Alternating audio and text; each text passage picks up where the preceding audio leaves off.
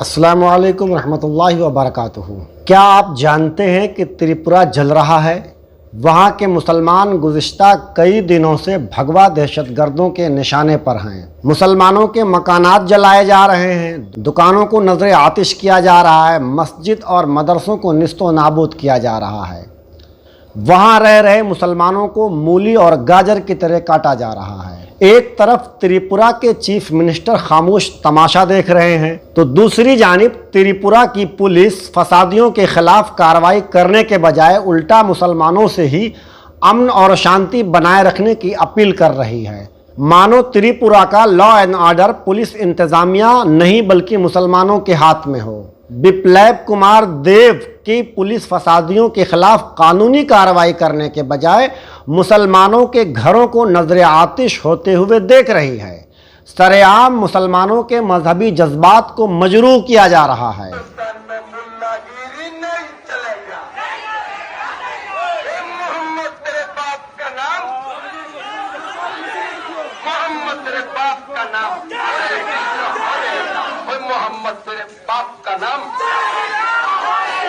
त्रिपुरा में मुल्लागिरी नहीं चलेगा,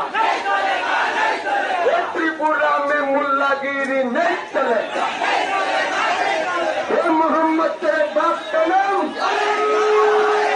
मोहम्मद तेरे बाप का नाम,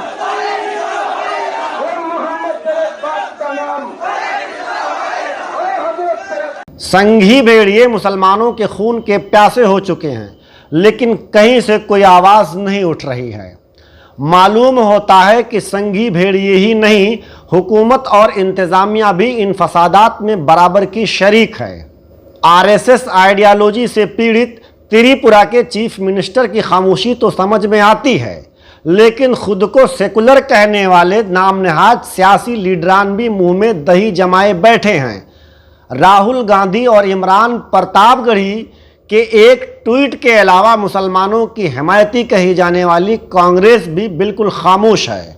गोदी मीडिया की तो बात ही मत कीजिए। कुछ दिनों कबल जब बांग्लादेश में हिंदू मुखालिफ फसादात हुए तो पूरे मुल्क का मीडिया आसमान सर पर उठाए नागिन डांस करके मुल्क में मुसलमानों के खिलाफ माहौल खराब कर रहा था। नतीजे में आज हिंदुस्तान में भी वही हो रहा है जो कल तक बांग्लादेश में हो रहा था। यहाँ ये सवाल पैदा हो रहा है कि बांग्लादेश में अक़लियत मुखालिफ सरगर्मियाँ अगर इंसानियत के खिलाफ हैं तो हिंदुस्तान में इन्हीं फसादात के मामले में दोहरा पैमाना क्यों?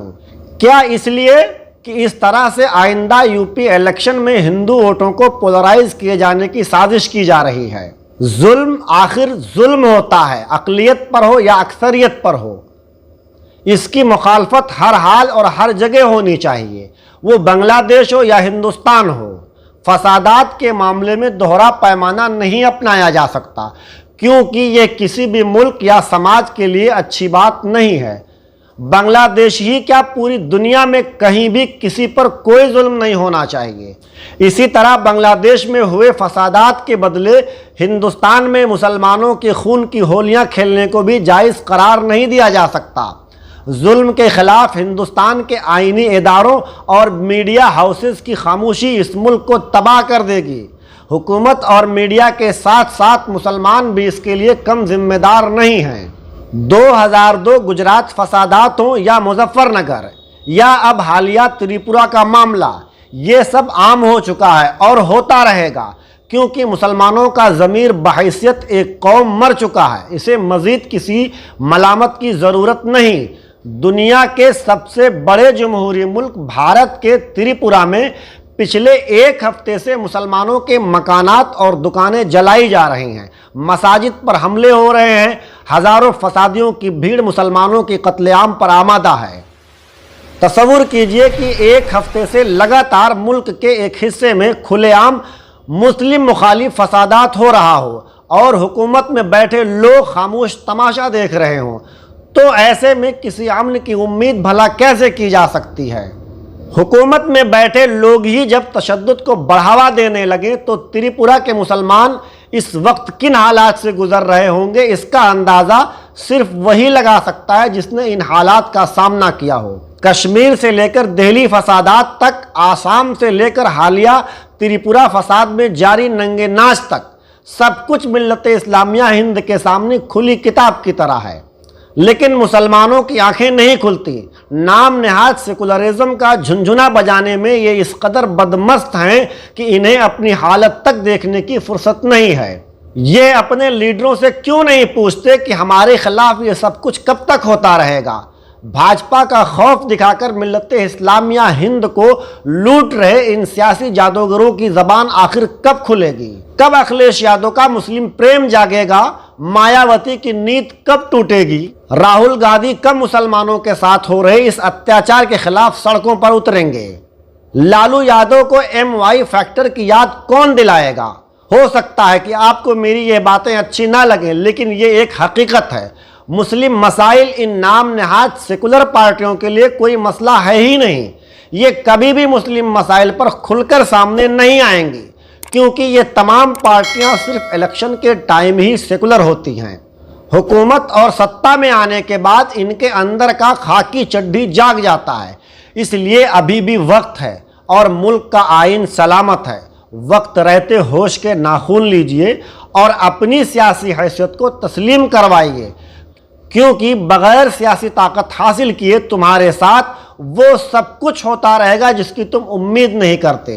इसलिए अपनी सियासी क़यादत को मजबूत करो। ध्यान रहे, अपना ही कोई आपकी बात को मजबूती के साथ उठाएगा।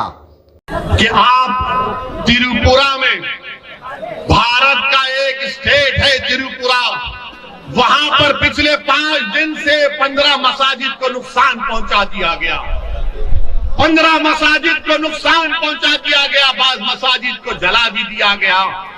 ये कहां गए मोदी जी? कहां गए अमित शाह? कहां गए सबका साथ, सबका विकास, सबका विश्वास? मेरे अजीज दोस्तों और बुजुर्गों, हम त्रिपुरा की सरकार से, भारत के प्रधानमंत्री से कह रहे हैं कि रोकिए त्रिपुरा में जो ये फिरका परस्त विश्व हिंदू परिषद और बजरंग दल के लोग जो त्रिपुरा की मस्जिदों को नुकसान कर रहे हैं, रोकिए। ये तमाम के तमाम आपके लोग हैं। आप अगर 1 मिनट को उनको रोक सकते हैं, मगर 15 मसाजिद को नुकसान पहुंचा दिया गया। ये बीजेपी का असली चेहरा है। ये नरेंद्र मोदी के झूठे वादे हैं। ये झूठे वादे हैं कि त्रिपुरा में मस्जिदों को नुकसान पहुंचाया जा रहा है। वीडियोस है सोशल मीडिया पर, मस्जिद जल रही है, आईने तोड़ दिए गए, कुरान के पारों की बेहरमती कर दी गई। और क्या कर रही है बीजेपी की सरकार? खामोश बैठी हुई है। मेरे अजीज दोस्तों और बुजुर्गों, मैं मजम्मत करता हूं जो त्रिपुरा में आज हो रहा है, और बीजेपी और भारत के प्रधानमंत्री को चाहिए कि वो फौरन त्रिपुरा के बारे में एक मीटिंग ले। मोदी जी, कम से कम अगर बोल नहीं सकते तो ट्वीट तो कर दो,